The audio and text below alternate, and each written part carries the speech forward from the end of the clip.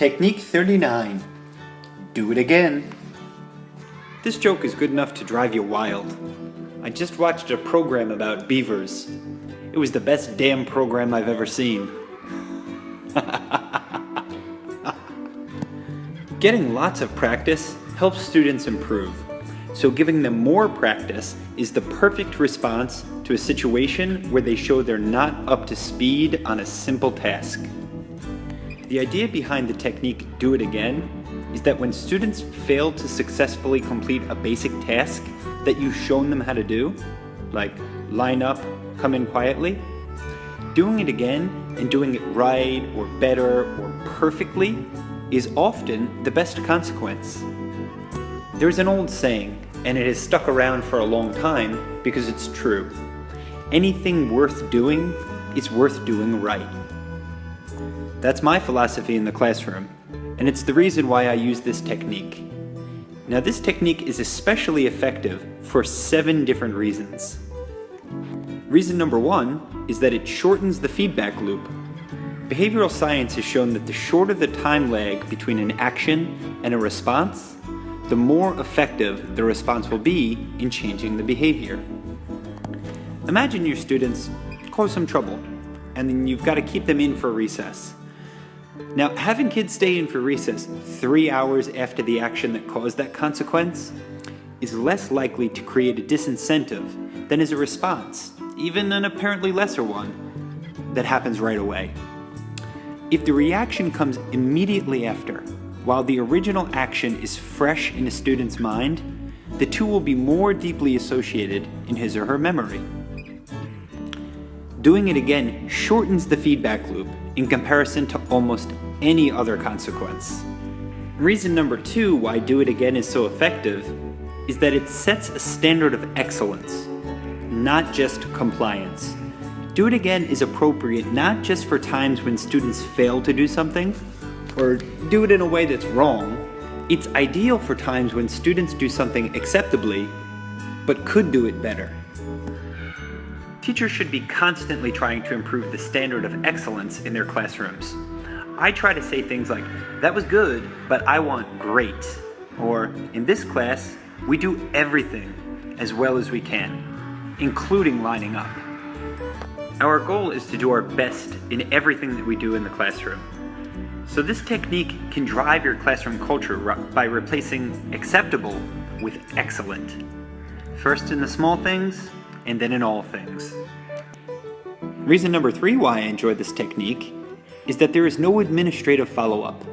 Do it again is a consequence that requires no forms to be filled out, no parent phone calls, no briefing for administrators.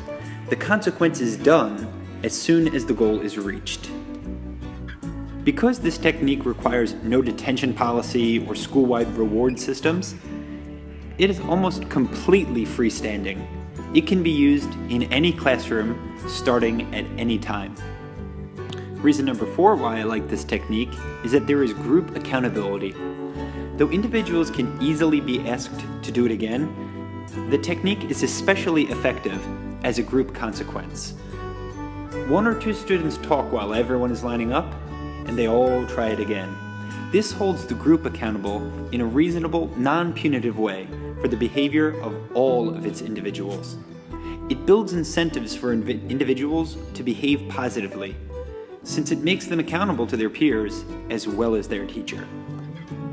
Reason number 5 why I like this technique is that it ends with success. Now, often the last thing you remember of an event often shapes your perception of it more broadly. Do it again ends not with punishment or failure, but with success. The last thing students do in a sequence is to do an activity the right way. Now, this helps ingrain the perception and memory of what right looks like. It also builds muscle memory. Students build the habit of doing it right over and over and over again. Reason number 6 is that there are logical consequences. Ideal consequences are logically related to the behavior that precedes them. The idea is that this connection helps students to understand what they did wrong and what's expected of them in terms of doing it better or differently.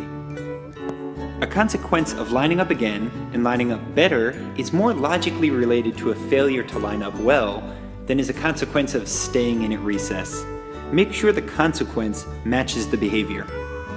The last reason that I enjoy this technique is that it is reusable. Do it again can be reused. You can do it again and then do it another time if necessary. And you can do the same thing again 10 minutes later. Within reason, it doesn't lose its legs. You don't need to reinvent the wheel with this technique. All you're trying to do is to get things to go from good to better to best. So a consequence just becomes recycled. If the students fail to line up the second time, have them line up a third time. Only this time do it faster and better. It's really important to do this technique well. Do it again should be positive whenever possible, with a keen focus on getting better, and in a great classroom, informed by a constant narrative of good, better, best. That is, just doing it gets replaced by doing it well. The goal is not mere compliance, but excellence, even in the small things. Do it again can be an effective tool for managing affect. Sometimes people's attitudes change from the outside in. Asking a low-energy class to repeat something with enthusiasm can gain that enthusiasm within the students. Do it again is a great opportunity to challenge students positively, to challenge them to show you they're best at something. Saying, ooh, let's line up again and prove why we're the best class in this school is often better than saying, class, that was very sloppy. We're going to do it again until we get it exactly right. Doing it again and doing it right or better or perfect is often the best consequence and also the best long-term reward.